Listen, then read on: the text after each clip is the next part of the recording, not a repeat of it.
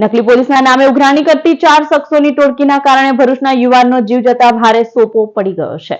મળતી પ્રાથમિક માહિતી મુજબ ભરૂચના કોલેજ રોડ ઉપર રહેતા 45 વર્ષીય ઉર્વેશ મોદી ઝોમેટોમાં કામ કરે છે। તેઓની પત્ની રહાડપોર પાસે આવેલી સ્કૂલમાં નોકરી કરે છે।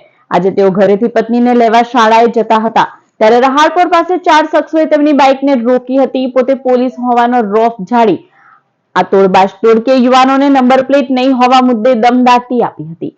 સાથે જ રૂપિયાની માંગણી કરી હતી। યુવાને પોતાની આર્થિક સ્થિતિ સારી નહીં હોવાનું તેમજ પોતે દિલના દર્દી હોવાનું કહેવા છતાં ટોળકી રૂપિયા માટે અધીરી બની હતી।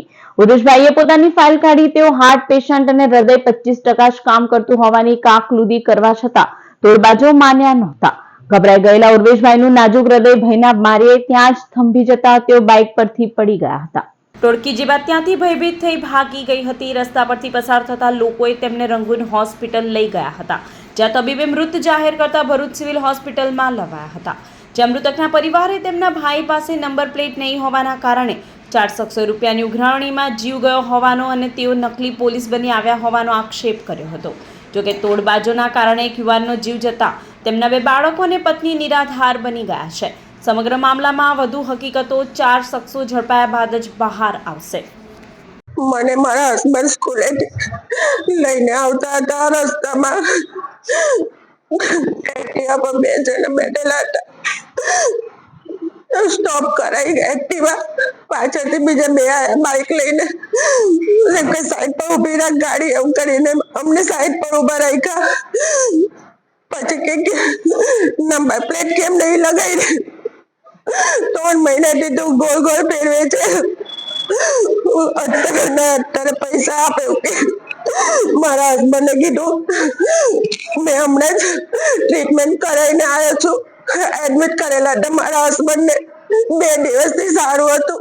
આજે આરામ કરવા માટે રજા લીધી હતી તો મને લેવા આવ્યા હતા। પોલીસના માણસો હતા અને પૈસાની માંગણી કરતા હતા। એટલામાં મારા હસબન્ડે ફાઇલ બતાવી એ લોકોએ સાંભળ્યું ને મેં કીધું 108 વાળાને ફોન કરો મારા હસબન્ડને કઈ થઈ ગયું છે એમને માથું નાખી દીધું હતું। તરત જ પછી અમે કોઈ ભાઈ ઉભા રહીએ 4 વ્હીલમાં અમે રંગૂન હોસ્પિટલ લઈ ગયા। ત્યાં ડોક્ટરે ના પાડી દીધી। મારું નામ નિકિતેશ બિપિનચંદ્ર મોદી છે। હું આ મરનાર વ્યક્તિનો મોટો ભાઈ છું। જે મને હું નોકરી પરથી નીકળીને આવતો હતો રસ્તામાં મારી પર ફોન આવ્યો કે તમારા ભાઈની તબિયત એકદમ ખરાબ થઈ ગઈ છે। તો મારી ભાઈની વાઈફે મને જણાવ્યું કે અમે એને રંગૂન હોસ્પિટલમાંથી સિવિલ હોસ્પિટલમાં લાવીએ છીએ અને એમને કીધું એ પ્રમાણે એની કોઈ લોન બાકી નહોતી। એક્ટિવા ચલાવતો હતો ખાલી એની ભૂલ એટલી હતી કે એની નંબર પ્લેટ નહોતી। એ નંબર પ્લેટ નહોતી એ પ્રમાણે એને કંઈક 3 મહિનાથી હેરાન કરતા હતા પણ એની પરિસ્થિતિ એવી નહોતી કે કરાવી શકે એવો હતો કારણ કે છોકરાઓનું ભણતર દવા એટલે એને જારોદાર રિક્વેસ્ટ કરી હશે કે હું મારી રીતે કરાવી દઈશ પણ આજે એને વધારે પડતો હેરાન કર્યો અને એવું કીધું કે અમે પોલીસ તરફથી આવીએ છીએ પણ એ લોકોએ કે ખાકી પેન્ટ પહેરી હતી અને કે અમે પોલીસ વાળા તરફથી છે ને અમે પૈસાની માંગણી કરી કે અમે તને છોડીએ નહીં તું પૈસા આપ।